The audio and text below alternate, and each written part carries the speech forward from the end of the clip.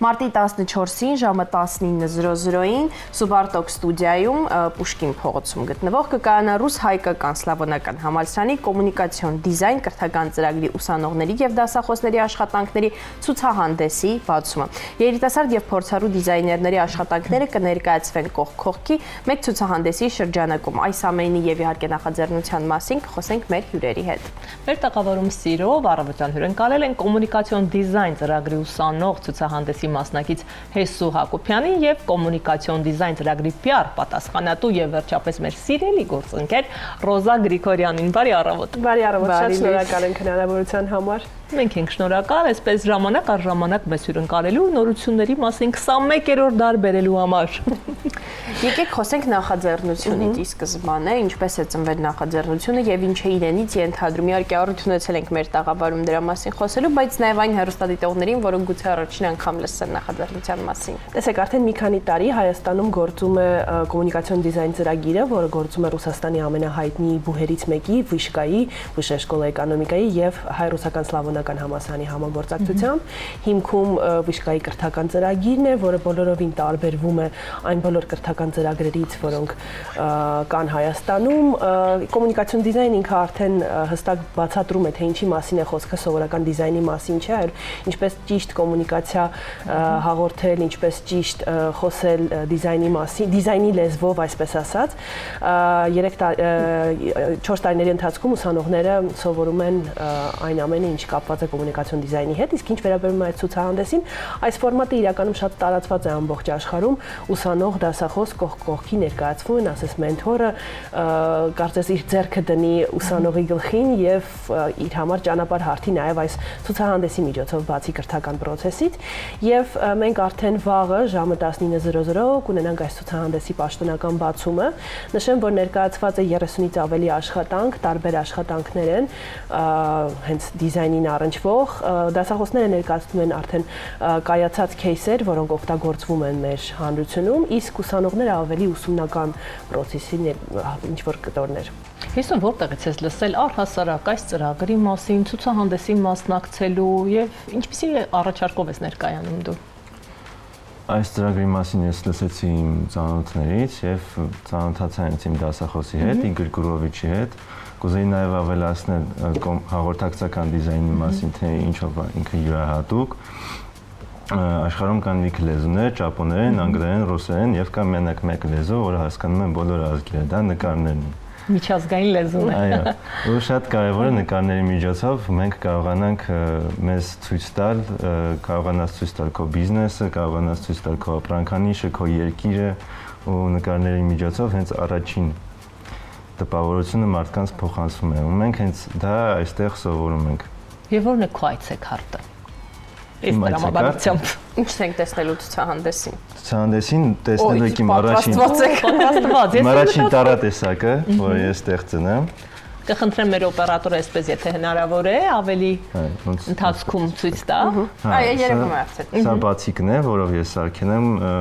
ու տպագրված է 19-րդ դարի letterpress հաստոցի միջոցով ու նաև տես ստիկերներ ունենք։ Ստիկերներ ես սիրում եմ։ Ու կարող է գալ ցուցահանդեսի ժամանակ նրանք նույնպես լինելու են։ Պատրաստված եք եկել ծրարով, այցեքարտով։ Հա, դեռ ամբողջապես պատրաստ չի փաթեթավորումը, այնտեղ ամբողջականը կարող եք տեսնել։ Հենց տարատեսակը կառուցված է մեր հին մատենադարանի գրություններից ու նրա էլեմենտներն ենք մենք օգտագործում։ Ու ինքը արվել է ինչի համար, ես սկսել եմ ուրիշ ռազմավարությունով, ես մտածել եմ իսկ որտեղ կարող լինի այս տարատեսակը ու մտածել եմ Լիբանանի աստվածաշնչային ընկերության մասին, թե ինչպես կարելի է ստեղծել ինչ-որ տենց վիզուալ, որը կարող է միաբանել հսկայական աշխատանք է, մենք նայում ենք մի նկար է, բայց հետևում երկար անխոնջ աշխատանք է պետք փնտրել, գտնել, համադրել, իմանալ որտեղ այսպես նայես։ Այստեղ իրականում համադրությունը հենց քարերի փորագրված տառերից, որոնք շատ այսպես նեղ են, ու նաև մեր հայկական նոտրգրից, որը արվում է հենց մագաղաթի վրա։ ու նրանք երկու շատ տարբեր ոճի աշխատանքներ են ու շատ լավ է ստացվել այդ համադրությունը ու իրոք կարող եք գալ ու տեսնել Հետաքրքիր գաղափարներ են երիտասարդների մոտ։ Ռոզա ջան, նաև մեզ պատմեք օրակարգի մասին, ինչ է սպասվելու։ Օրինակ, եթե գալիս է մեր հեռուստադիտողները հիմա դիտում են եւ մտածում են վաղը երեկոյան որ գանք, ինչ է մեզ սպասվում, ինչ է այնտեղ ներկայացված լինելու, միայն ցուցահանդես է։ Այո, միայն ցուցահանդես է լինելու, իրականում հենց բացման արարողության ուսանողները եւ դասախոսները ներկա են լինելու եւ իրենք կարող են պատմել յուրաքանչյուր ներկայացված աշխատանքի մասին, բացատրեն, ինչպես օրինակ Հեսուն պատմեց, թե ինչ աշխատանք է ինքը կատարել, ավելի մանրամասն ծանոթանալ իհարկե ցուցահանդեսը երկար է գործելու, բայց հենց բացման արարողությանն է, որ բոլորը ներկա են գտնվելու եւ հնարավորություն կա ավելի խոր ուսումնասիրել ներկայացված աշխատանքները։ Ինչքան ժամանակահատված են տևել նախապատրաստական աշխատանքները, որ այսպես հանգիստ խղճով ներկայանեք ցուցահանդեսին։ Տեսեք, աշխատանքները ուսումնական process-ի ընթացքում են արվել բնականաբար, բայց ցուցահանդեսը որպես այդպեսին 1-2 ամսվա ընթացքում է որոշում կայացվել նման ցուցահանդես անելու եւ հաշվետվողական, այսպես ասած, ներկայանալու հանրության առջեւ, բայց աշխատանքներ կան առաջին կուրսերից, երկրորդ կուրսերից, երրորդ կուրսերից, այնպես որ տարբեր տարիների ընթացքում արված գործեր են։ Միջազգային համագործակցության ինչ այսպես եզրեր է բացում այս ցուցահանդեսը կամ առհասարակ երիտասարդները ինչ ունեն ոչ միայն Հայաստանում այսպես առաջարկելու, իրականում եթե խոսում ենք հայկական այցեքար լինելու, դա համագործակցություն է առաջին հերթին ենթադրում դրսի հետ։ Առհասարակ որպես այդպեսին, ինչպես նշեցի խոսքի սկզբում, սա միջազգային կրթական ծրագիր է եւ այդ կրթական ծրագիրը Ռուսաստանի տարբեր քաղաքներում եւս գործում է։ Այս առումով այդ միջազգային կոնտեքստը արդեն իսկ արկա է։ Հետագայում մենք ցանկություններ ունենք մեր ուսանողների աշխատանքները ներկայացնել վիշկային մյուս, այսպես ասած, մասնաճյուղերում, որպեսզի իրենք էլ տեսնեն, թե Հայաստանում ինչ մակարդակի վրա է կրթական ծրագիրը, ինչ է կատարվում, ինչ տենդենսներ են, ինչով է առանձնահատուկ մեր ուսանողների կատարած աշխատանքը։ Նաև ընդգծեմ, որ այս պահին մենք նախորդ անգամ զրույցի ժամանակ նշեցինք, այս պահին ուսանողները աշխատում են հայաստանյան թանգարանների վերաբրենդավորման վրա, արդեն որոշակի կոնցեպտներ ներկայացրել են, նախնական սևագրային տարբերակներ, որոնց շուրջ իրենք շարունակում են զարգացնել եւ արդեն մոտ 1-2 ամսվա ընթացքում մենք ունենանք ինչ-որ արդյունքներ նաև այդ ծրագրի հետ կապված։ Հեսու, եթե համեմատում եք հայաստանյան շուկան, մեր մասնագետներին, երիտասարդներին, ձեր սերնդակիցներին, ինչ աշխատանքներ ունենք այս ոլորտում անելու, շատ ենք հետ մնում կամ գուցե առաջատարի դիրքերում ենք տարածաշրջանում։ Կարելի է ասել, որ շատ աշխատանք կա անելու ու դա իրականում վատ չի, դա շատ մեծ հնարավորություն է երիտասարդների համար, որովհետև շատ բաներ, որ կան միջազգային ասպարեզում, ստեղ չկա։ Ու դա շատ մեծ հնարավորություն է լինել առաջինը։ Օրինակ նույն հայկական տարատեսակները իրանք իրոք շատ քիչ են ու ես ունեմ համակուրսեցի, ով ստեղծել է առաջին variable տարատեսակը, այսինքն դուք կարող եք հենց իր հաստությունը ու մեծությունը հենց իր ձևով տալ, այսինքն դա անիմացիայի մեջ կարող է կիրառվել ու շատ այլ բաների մեջ։ Իրականում հա, շատ բաներ մեր մոտ չկան, բայց դա չի նշանակում, որ դա վատ է, հենց նշանակում է, որ շատ մեծ հնարավորություն է երիտասարդների համար, որ իրանք կարող են իրենց գործերը առաջարկել։ Իսկ ինչ արձագանք է եղել ուսանողների շրջանում եւ ծրագիրը առաջին անգամ էր իրականացվում, թե ինքը պարբերական ծրագիր է։ Տեսեք, տարբեր ցուցահանդեսներ բնականաբար կազմակերպվում են ուսումնական process-ին զուգահեռ, որովհետեւ ուսումնական ծրագիրը հենց այդպես է կառուցված, որ սովորելու ընթացքում եւս լավագույն աշխատանքները, լավագույն ուսանողները ներկայացնելու հնարավորություն ունեն։ Իրականում ուսանողների համար սա եւս մեկ ստուգատես է սեփական աշխատանքը ցույց տալու հանրությանը, այնպես չի, որ սա ինչ որ շատ բացառիկ եւ յուրահատուկ երևույթ է, բացառիկ է նրանով, որ իրենց մենթորների հետ են ներկայացված լինելու եւ դա նաեւ իրենց համար յուրահատուկ պատասխանատվություն է։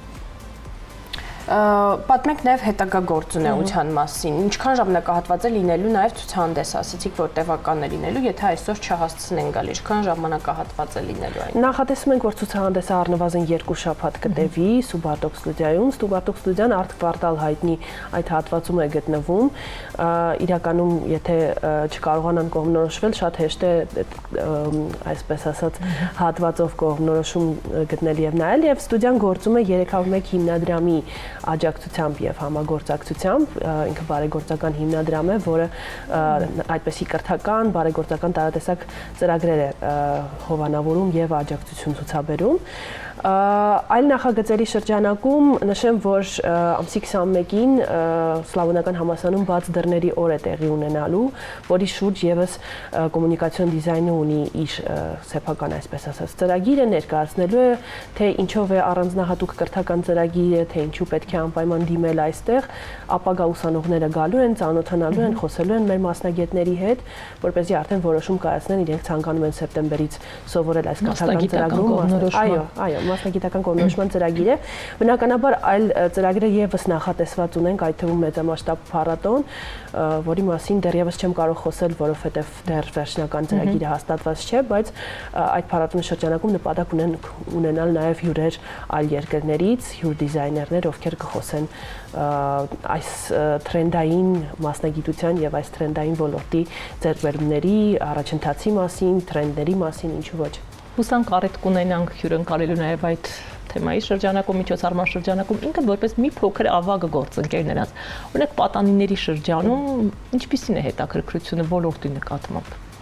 Ես կդժվարանամ ասել, որովհետև ինքս որևէ ուսումնասիրություն այդ առումով չեմ արել, բայց տեղյակ եմ, որ պատանիների շրջանում եւս տարբեր դասընթացներ են արդեն արվում դիզայն սովորելու հետ կապված, այսինքն միայն բուհական կրթություն չէ, նաեւ կուրսերի տեսքով եմ տեսնում շատ հայտարարություններ, գուցե հաստատում է հեսուն, այո, այսպես կողքից կարողանա, այո։ Հիմա շատ տրենդային է UX UI դիզայնը, որը վերաբերվում է ավելի շատ իմ համար այլ մոլորակային բաներ են, ես լսում եմ այսպես։ Հա, պարզ ասած կայքերի դիզայնը։ Կայքերի ծրագրերի, հեռախոսի ծրագրերի դիզայնը շատ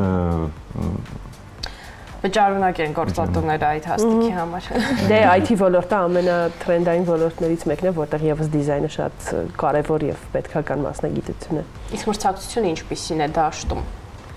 Այդ ժամանակահատվածում մոտ 2-3 տարի առաջ բոլորը տալիս էին ծրագրավորում։ Հիմա օրինակ նույն դիզայնը, կոմունիկացիոն դիզայնը որքանով է պահանջված համալսարանում եւ ինչ մրցակցություն կա նաեւ աշխատաշուկայում։ Եթե հենց աշխատաշուկայում, եթե մենք նայենք օրինակ հայտարարություններին, շատ դժվար կլինի գտնել ինչ-որ հայտարարություն, որով դու կարող ես աշխատել, բայց դա ոնց որ նրա պատճառով է, որ շատ մարդիկ կարող են չհասկանալ, որ նրանց դա պետք է։ Եթե դու ուղղակի նրանց առաջարկես, շատ հնարավոր է դու ստանաս այդ աշխատանքը։ Այսինքն, այստեղ ոնց որ չկա հենց աշխատաշուկա կոնկրետ, որտեղ շատ են դիզայներների տարբեր հաստիկներ։ Բայց հնարավորություն կա։ Իմ գործերի մեծ մասը այդպես է ոնց որ իրականանում, ես ինչ-որ հաստիկների ռեզյումեներով չեմ դիմել։ Կարողանում ես նաև աշխատել ըստ էության։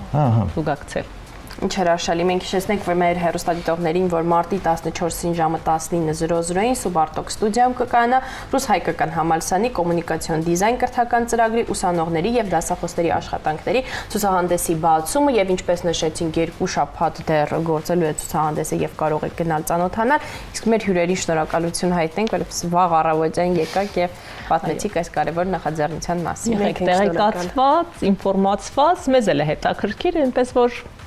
գուցե նաև մենք լինենք այդ ցուցահանդեսում։ Մենք ուրախ կլինենք ձեզ տեսնել։ Շնորհակալ ենք։ Մենք դիտենք տեսահոլովակը Չարենցյան տրամադրության ներքո, մնացեք Կենտրոն հեռուստաընկերության եթերում։ Ձեզ լավ աշխատանքային օր։ Բոսոր, այսպես գեղեցիկ լուսավոր օր Չարենցյան ու հանգստյան օրեր, ինչու՞ չէ նաև։ Ցտեսություն։